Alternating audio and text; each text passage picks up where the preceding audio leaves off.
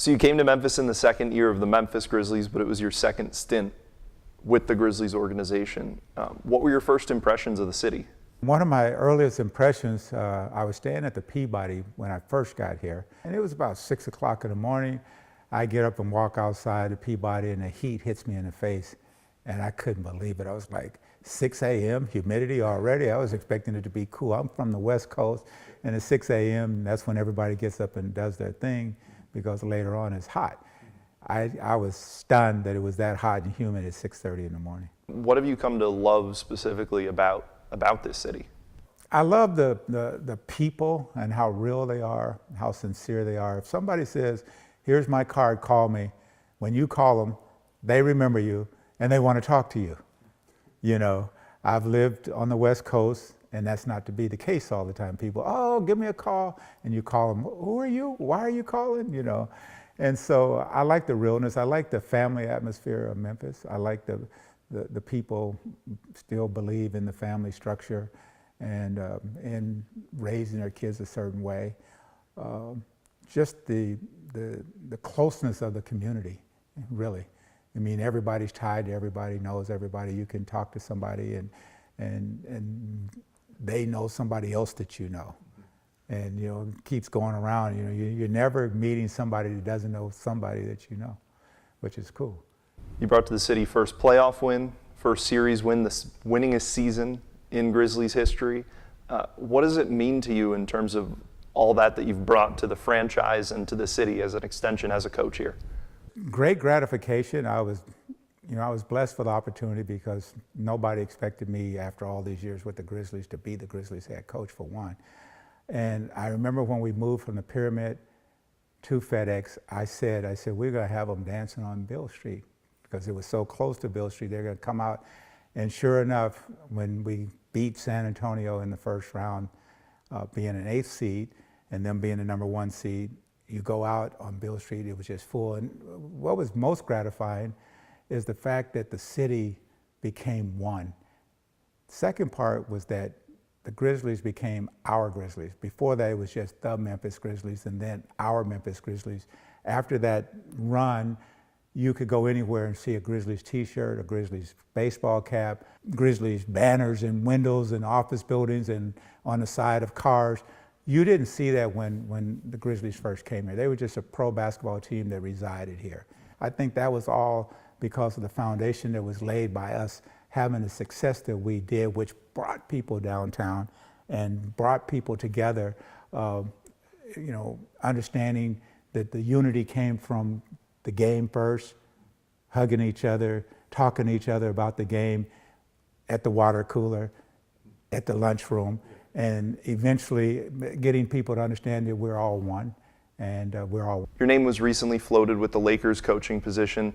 How passionate are you about getting back into the coaching game? This is what I believe my gifts are. It's obviously what my passion is, but it's where my gifts are. I think God blessed me to be able to relate and communicate with all types of people.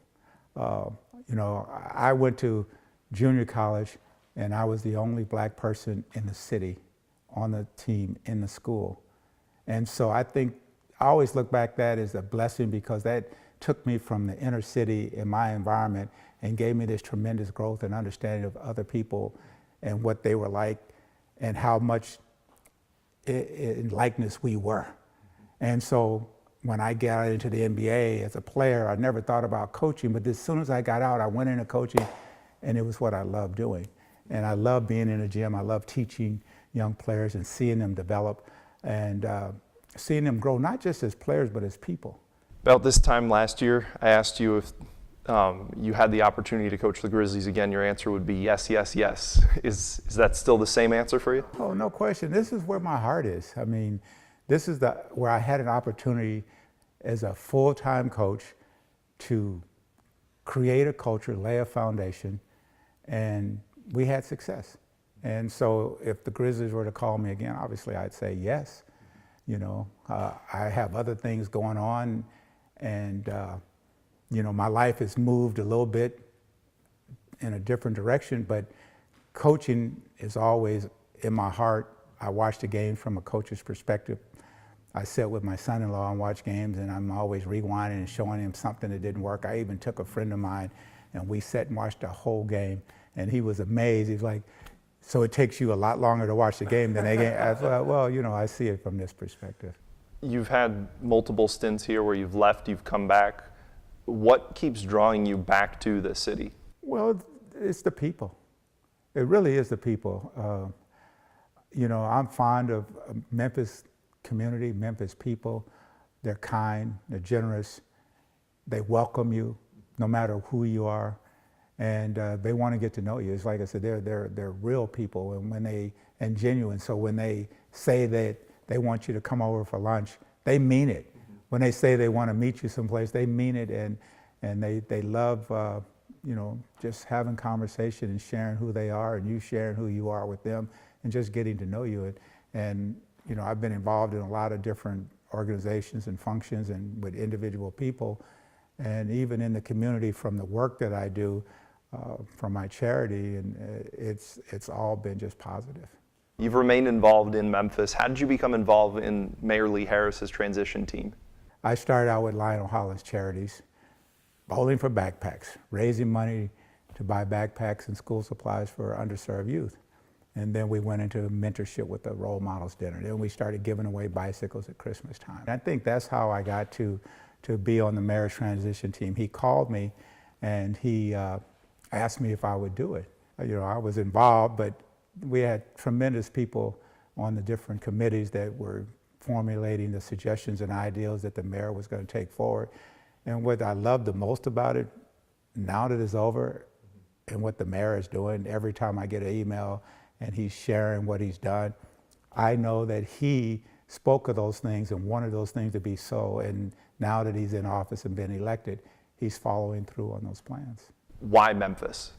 When I was selected to be the head coach of Memphis, one of the questions was, why you? And my answer was, why not me? Why not Memphis? Memphis is a great city. It's growing, it's progressive. You know, it went from a sleepy rural city to a very dynamic city that's becoming more and more cosmopolitan as more young people go away to college and come back. And I just met a young man just 2 days ago that didn't go to college here, but went to law school here, and he's staying here. And so talented people are seeing that Memphis has its benefits. And not everybody wants to live in this huge city where they're lost. It's nice to be in a city where people know your name. You know, when you go places, people recognize you. And that's the community. And that's what makes Memphis great. And, you know, the food isn't bad either. And the weather, you know, is decent compared to a lot of places in the United States. And just the growth and the positivity that's coming, I really like it. Coach, thank you so much. My pleasure.